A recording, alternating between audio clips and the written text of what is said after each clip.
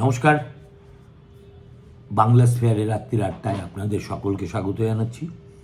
মুশকিল হলো এই পিসিমণির নাটক নিয়ে ব্যস্ত থাকার কারণে দেশের ভিতরে বিদেশে যে অনেকগুলো বড় বড় ঘটনা ঘটছে সেগুলোর দিকে নজরই দেওয়া হচ্ছে না। তাই আমি ভাবলাম যে আজকের সন্ধ্যা আহ্নিকের প্রথম পর্বে আমি সেই বিষয়টা নিয়ে কয়েকটা কথা বলি, যা নিয়ে গত দুদিন ধরে লোকসভা একেবারে মথিত হয়ে আছে। বস্তুত একদিকে রাহুল গান্ধী, অন্যদিকে ট্রেজারি বেঞ্চ, এদের দুজনের মধ্যে পিংপং ব্যাটল সেই যে কালকে থেকে শুরু হয়েছে আজ পর্যন্ত তা অব্যাহত ছিল। এবং শেষ পর্যন্ত রাহুল গান্ধী তিনি যা বলতে চেয়েছিলেন তা তাকে বলতে দেওয়া হয়নি এই কথা বলে, এবং আরও প্রধানমন্ত্রী সম্পর্কে নানাবিধ বিরূপ মন্তব্য করে আজকে রণে ভঙ্গ দিয়েছেন বলবো না, কিন্তু মনে হচ্ছে যে এই যাত্রায় হয়তো তিনি এই যে রাষ্ট্রপতির ভাষণের উপর ধন্যবাদ সূচক যে আলোচনা কাস্টমারিলি হয়ে থাকে তাতে হয়তো আর তিনি অংশগ্রহণ করবেন না। গণ্ডগোলে এমন পর্যায়ে পৌঁছেছে যে কংগ্রেসের ৮ জন সাংসদকে এই পুরো সেশনের জন্য সাসপেন্ড করে দেওয়া হয়েছে। তাদের বিরুদ্ধে অভিযোগ তারা কাগজপত্র ছুঁড়েছেন, ছিঁড়েছেন এবং নানাবিধ স্লোগান দিয়ে সভার কাজকর্ম একেবারে ডিসরাপ্ট করার লাগাতার চেষ্টা চালিয়ে গেছেন।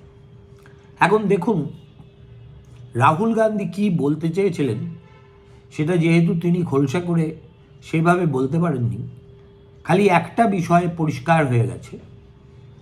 তিনি একবার এই যে ডোনাল্ড ট্রাম্প হঠাৎ করে গতকাল একতরফাভাবে ঘোষণা করলেন যে ভারতের সঙ্গে আমেরিকার বাণিজ্য চুক্তি সম্পন্ন হয়ে গেছে অত্যন্ত নাটকীয়ভাবে, সেটা এবং এপস্টাইন ফাইল ইত্যাদি, এবং যেটা সবচাইতে ক্রুশিয়াল পয়েন্ট সেটা হচ্ছে এই আমাদের যে প্রাক্তন সেনাধ্যক্ষ তিনি একটি বই লিখেছেন এবং সেই বইতে একটা ঘটনার কথা তিনি উল্লেখ করেছেন, যে ঘটনাটা সেইভাবে এখনো পর্যন্ত পাবলিক প্ল্যাটফর্মে আসেনি।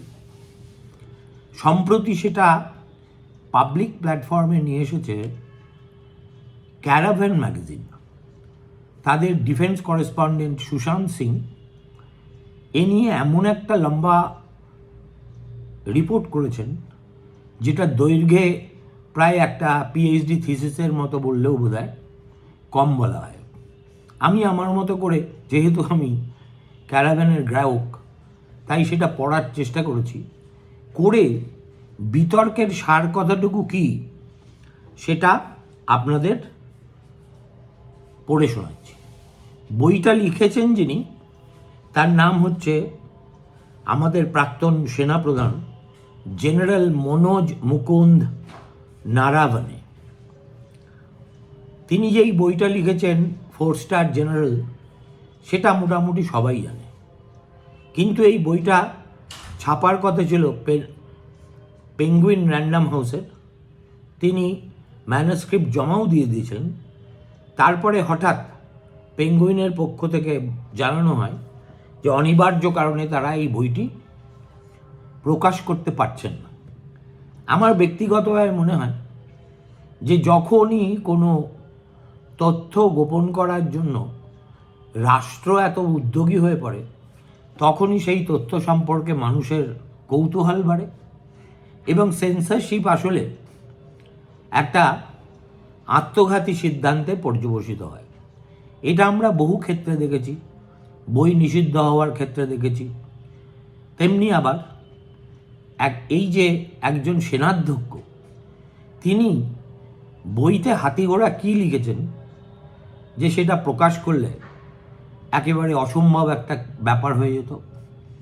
আমি এই ঘটনাটার পুঙ্খানুপুঙ্খ বিবরণ পড়ে আমার মনে হয়েছে যে এর থেকে যেটা বেরিয়ে আসে সেটা হচ্ছে সিদ্ধান্ত নেওয়ার ব্যাপারে কেন্দ্রীয় সরকারের সর্বোচ্চ স্তরে এক ধরনের পঙ্গুত্ব, এবং কি করণীয় চীনা আগ্রাসনের সামনে তার সম্পূর্ণ দায়িত্ব সেনা প্রধানের কাঁধে ঠেলে দেওয়া। এই হচ্ছে সার কথা। ঘটনাটা কিন্তু আজ থেকে প্রায় 6 বছর আগের। 2020 সালে আমরা সকলেই জানি গালওয়ানে কী ধরনের চীনা উপদ্রব হয়েছিল, সেটা নিয়ে ভারত চীনের সম্পর্কে অনেক দিন ধরে একটা শৈত্য ছিল। শেষ পর্যন্ত এই সাংহাই কোঅপারেশনের মিটিংয়ে গিয়ে মোদির সঙ্গে আবার শি জিনপিং হাত মিলিয়েছেন। সুতরাং আজকের পরিপ্রেক্ষিতে এটা অত্যন্ত পুরনো একটা ঘটনা, এবং অল্টার্ড রিয়ালিটিতে একটা হিস্টোরিক্যাল ফ্যাক্ট ছাড়া আর কোনো কিছু হিসেবেই পরিগণিত হতে পারে না। কিন্তু সরকার পক্ষ গত 2 দিন ধরে রাহুল গান্ধীকে আটকানোর জন্য সংসদের নানাবিধ রুল যেভাবে আউড়ে গেলেন, বিশেষ করে স্পিকার ওম বিড়লা, তা থেকে মনে হচ্ছিল যে কিছুতেই রাহুল গান্ধীকে এই বিষয়ে একটি কথাও বলতে দেওয়া হবে না। এটাই ছিল সরকার পক্ষের লক্ষ্য। এখন এই ধরনের যে কোনো উদ্যোগই শেষ পর্যন্ত কাউন্টার প্রোডাক্টিভ হয় বলে আমার ক্ষুদ্র মস্তিষ্কে আমার মনে হয়। এবার আসে যাক তিনি কি লিখেছিলেন। একটা রাতের ঘটনা, সেটা কি 2020 সালের, ভালো করে মনে করুন, 31শে অগস্ট রাত্রির। আমাদের লাদাখের পূর্ব প্রান্তে একটা জায়গা আছে যার নাম রেচিন লা, এবং ভারত এবং চায়নার মধ্যে, যেমন ভারত আর পাকিস্তানের মধ্যে লাইন অফ কন্ট্রোল আছে, যেহেতু আমাদের এখনও বর্ডারটা বিবাদাস্পদ বিষয়, অতএব আমাদের চীনের ক্ষেত্রে সর্বত্র লাইন অফ কন্ট্রোল নেই। যেটা আছে সেটা হচ্ছে লাইন অফ অ্যাকচুয়াল কন্ট্রোল, অর্থাৎ যে যেখানে দাঁড়িয়ে আছে সে সেখানেই থাকবে। এবং এই সময়টায়, অর্থাৎ 2020 সালের অগস্ট মাসে, এই চীনের মতিগতি এবং তাদের নানাবিধ সামরিক উদ্যোগ রীতিমতো একটা উদ্বেগজনক পর্যায়ে পৌঁছেছিল। এবং এই যে রেচিন লা বলে যে জায়গা, সেটাকে কেন্দ্র করে এই 2020 সালের 31শে অগস্ট রাতে একটা প্রায় যুদ্ধ লাগো অবস্থা তৈরি হয়।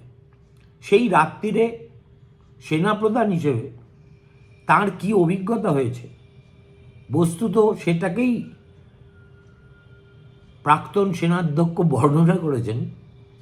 কিন্তু সেটা ভারতবর্ষের পক্ষে কতটা ড্যামেজিং আজকের ডেটে, সেটা এখনো পর্যন্ত আমি বুঝে উঠতে পারিনি। এখন কি হয়েছিল দেখুন, ওখানে যে কৈলাস রেঞ্জ আছে, তার যে আপার অল্টিটিউড, সেই আপার অল্টিটিউডে ভারতীয় সেনা কিন্তু দখল নিয়ে বসে আছে। যে কোনো মাউন্টেন ওয়ারফেয়ারে উপরে যে থাকে তার একটা স্ট্র্যাটেজিক অ্যাডভান্টেজ থাকে, যে কারণে কার্গিলের যুদ্ধের সময় ভারতীয় সেনাকে একটা হিউম্যাঙ্গাস প্রবলেমের মুখে পড়তে হয়েছিল। কেননা ওই যে কতগুলো পাহাড়ের যে মাথা, সেই মাথাগুলোয় তস্করের মতো পাকিস্তানি সেনারা এসে অনেক আগে থেকেই দখল করে বসেছিল। ফলে নিচ থেকে যে যাবে সে তো একেবারে সাক্ষাৎ যুবকাষ্টে গলা দেওয়ার মতো ব্যাপার। সে যাই হোক, এখন ওই যে আপার অল্টিটিউড, সেখানে হঠাৎ করে দেখা যায় একটা খাড়া পাহাড়ি পথ বেয়ে চীনের 4টি ট্যাঙ্ক এগিয়ে আসছে, এবং তাদেরকে সাহায্য করছে চাইনিজ ইনফ্যান্ট্রি, অর্থাৎ পদাতিক বাহিনীর সহায়তা নিয়ে হঠাৎ চীনা সেনাবাহিনীর 4টি ট্যাঙ্ক ওই খাড়াই পাহাড়ি পথ দিয়ে রেচিন লা অঞ্চলে ভারতবর্ষের সীমানায় ঢুকে পড়ার একটা সম্ভাবনা দেখা দিয়েছে। সেদিন রাত্রির 8:15 প্রথমে খবরটি পৌঁছয় আমাদের আর্মির নর্দার্ন কমান্ডের প্রধান লেফটেন্যান্ট জেনারেল যোগেশ যোশীর কাছে। এর একটা হায়ারার্কি আছে, যেখানে মোতায়েন আছে সেনা, তারা তো আর চট করে গিয়ে চিফ অফ আর্মি স্টাফকে ফোন করতে পারবে না, ফলে তাদেরকে ধীরে ধীরে এগোতে হবে। সুতরাং প্রথমে খবরটা পেলেন আমাদের নর্দার্ন কমান্ডের প্রধান। সঙ্গে সঙ্গে তিনি ফোন করলেন আমাদের তৎকালীন সেনাধ্যক্ষকে মনোজ মুকুন্দ নারাভানেকে, এবং পরিস্থিতি যে খুব গুরুতর দিকে এগোচ্ছে সে সম্পর্কে তাকে ওয়াকিবহাল করেন। এখন এই ভূখণ্ডের প্রত্যেকটা মিটার স্ট্র্যাটেজিক্যালি, বিশেষ করে আর্মির পয়েন্ট অফ ভিউ থেকে অত্যন্ত গুরুত্বপূর্ণ। কেননা এই যে হাইটটা ক্লেম করে বসে থাকাই হচ্ছে এখানে সবচেয়ে বড় স্ট্র্যাটেজিক অ্যাডভান্টেজ। আর চীনা ট্যাঙ্কগুলি কয়েকশো মিটারের মধ্যে দেখা যাচ্ছে তারা আমাদের সীমানার কাছে প্রায় চলে এসেছে। ভারতীয় সেনা তখন একটা ইলুমিনেটিং রাউন্ড বাতাসে ছড়ে, অর্থাৎ আলো ছড়িয়ে যায়, যার থেকে চীনাদের এটা বোঝার কথা যে হাম ভি তৈয়ার হ্যায়।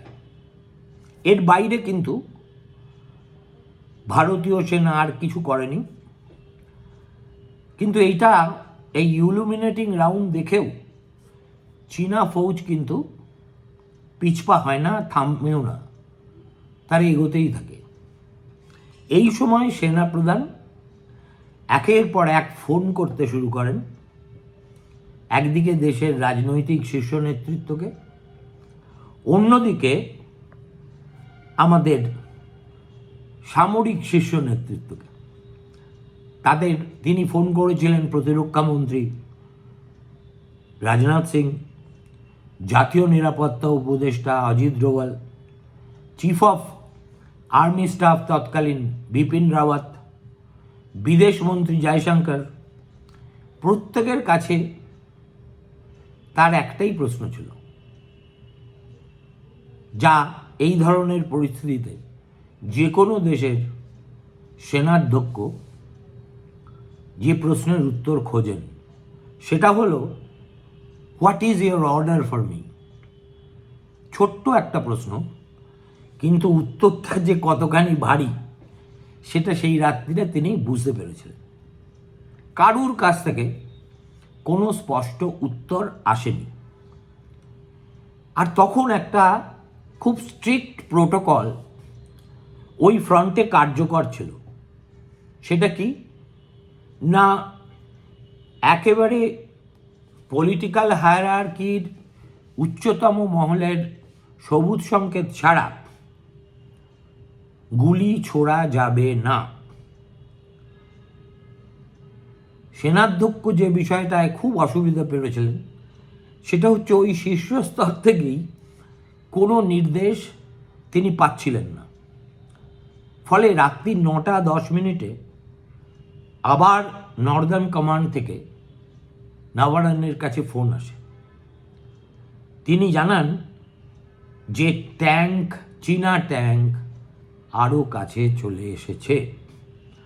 9:25 সেনাপ্রধান আবার প্রতিরক্ষা মন্ত্রী রাজনাথ সিংকে ফোন করেন, স্পষ্ট নির্দেশ চান। রাজনাথ তখনও কিছু সোজা সাপটা জবাব দেননি।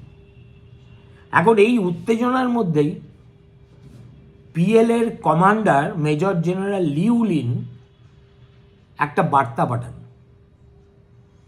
তাতে প্রস্তাব দেন উভয় পক্ষ যেন আর এগোয় না, পরদিন সকালে স্থানীয় কমান্ডারদের একটা বৈঠক হবে, যেটাকে আপাত দৃষ্টিতে যুক্তিসঙ্গত বলে মনে হয়। রাত্রি 10টা নাগাদ সেই বার্তা সেনাধ্যক্ষ মারফত দিল্লির লোকেদের জানিয়ে দেওয়া হয়, কিন্তু 10 মিনিটের মধ্যেই আবার ফোন নর্দার্ন কমান্ড থেকে, স্যার চীনা ট্যাঙ্ক কিন্তু থামেনি, এখন তারা আমাদের ছাউনি থেকে, একদম শীর্ষ ছাউনি থেকে মাত্র 500 মিটার দূরে আছে। নর্দার্ন কমান্ড এটাও জানায় যে এদেরকে থামানোর একমাত্র উপায় হচ্ছে আর্টিলারি ফায়ার। তারা তাদের মতো করে সব প্রস্তুতি নিয়ে বসে আছে। এখন লাইন অফ কন্ট্রোলে পাকিস্তানের সঙ্গে আর্টিলারি যুদ্ধ একটা নিত্য নৈমিত্তিক ঘটনা। সেখানে কিন্তু স্থানীয় কমান্ডারদের প্রচুর লিবার্টি দেওয়া আছে, কিন্তু এখানে প্রতিপক্ষের নাম চীন। পিএলের সঙ্গে আর্টিলারি সংঘর্ষ মানে পূর্ণাঙ্গ যুদ্ধের ঝুঁকি। ফলে সেনাধ্যক্ষ নিজেই পরে লিখেছেন, তিনি একদিকে এমন কমান্ডের চাপে এসেছিলেন যারা গুলি চালাতে চাইছিল, অন্যদিকে এমন একটি সরকারি প্রধানদের মুখাপেক্ষী হয়েছিলেন যারা সেই সময় স্পষ্ট কোনো নির্বাহী নির্দেশ দিতে চাইছিল না। এরপর রাত্রির 10:30, দীর্ঘ অপেক্ষার পর রাত্রি 10:30, 10:30 প্রতিরক্ষা মন্ত্রীর ফোন আসে নাভারনের কাছে। তিনি বলেন তার সঙ্গে প্রধানমন্ত্রী নরেন্দ্র মোদীর কথা হয়েছে, প্রধানমন্ত্রীর নির্দেশ, যা উচিত মনে করো তাই করো, इसमें मेरा क्या बोलना है, this decision will be taken by the army bosses. অর্থাৎ যুদ্ধের অনুমতি না যুদ্ধ এড়ানোর নির্দেশ। নাভারনে আরও বিপদে পড়ে যাবে।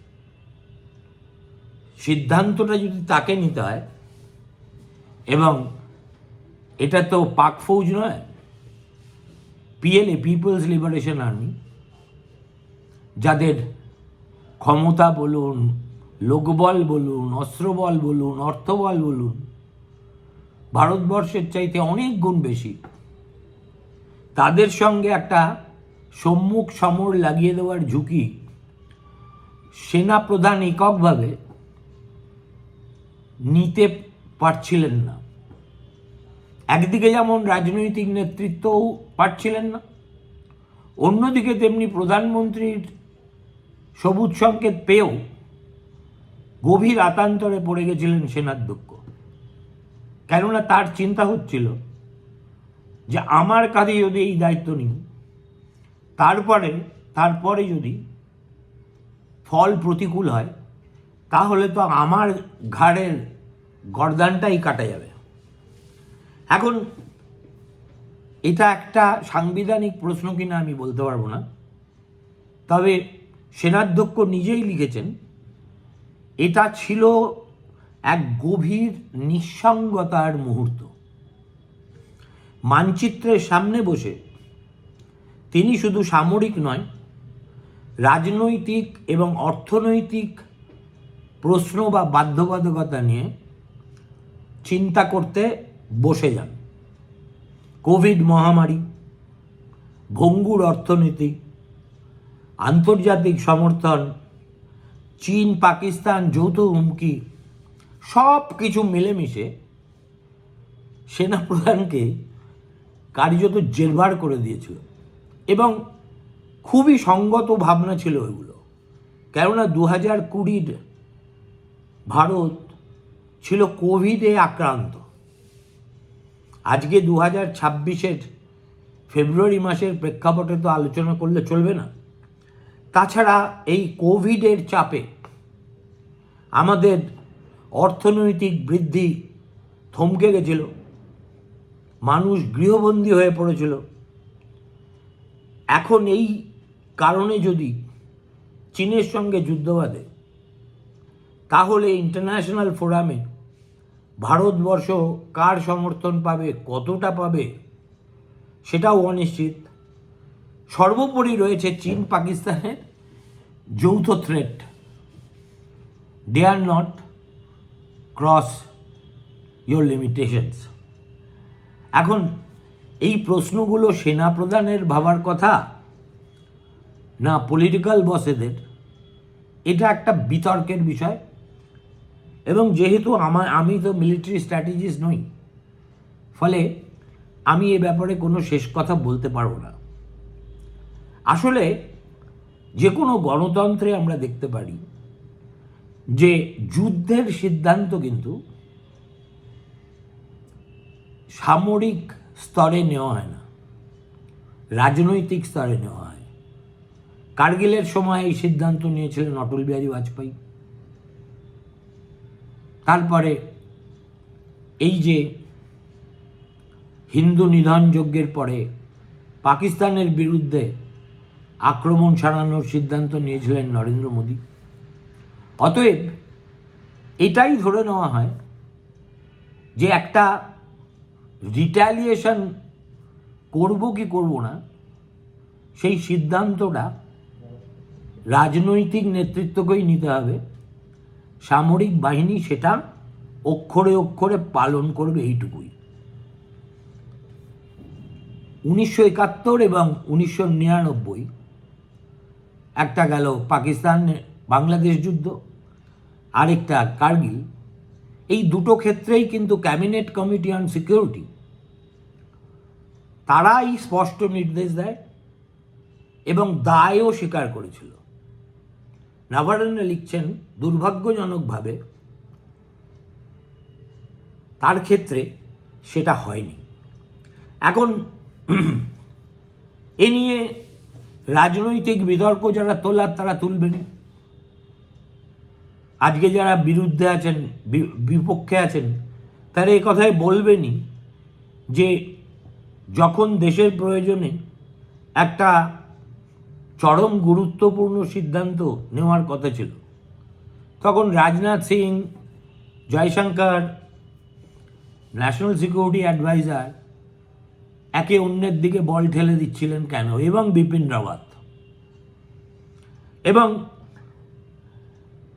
এর পরে যে প্রশ্নটা আসে সেটা একেবারে পুরোপুরি রাজনৈতিক। অর্থাৎ আমরা কি লৌহ পুরুষের তত্ত্বাবধানে ভারতবর্ষে আছি, নাকি এটা একটা ম্যানুফ্যাকচার্ড ভাবমূর্তি যার সারবত্তা বিশেষ কিছু নেই। এখন চীনের সঙ্গে সংঘাত কখনো কোনো নির্বাচনী প্রচারের উপকরণ হতে পারে না। 62 অভিজ্ঞতার পরে জওহরলাল নেহরুর অবস্থা এত খারাপ হয়েছিল, শরীর এমনভাবে ভেঙে গেছিল যে তারপরে তিনি মাত্র বছর দুয়েক বেঁচেছিলেন। এখানে কিন্তু কোনো নাটক ফাটক চলবে না উইথ রিগার্ড টু চায়না। চলবে কেবল স্পষ্ট নির্দেশ, দায়বদ্ধতা এবং সাহস। অতএব আপনি কিভাবে বিষয়টাকে দেখবেন? এটা একটা সামরিক সংকটের মুহূর্ত, না সেই মুহূর্তে রাজনৈতিক নেতৃত্বের একটা কিংকর্তব্য বিমূঢ় অবস্থা? কোনটার পক্ষে রায় আপনি দেবেন সেটা আপনার উপর নির্ভর করে। You choose your side. নমস্কার, ভালো থাকবেন। ফিরে আসছি 9টায়।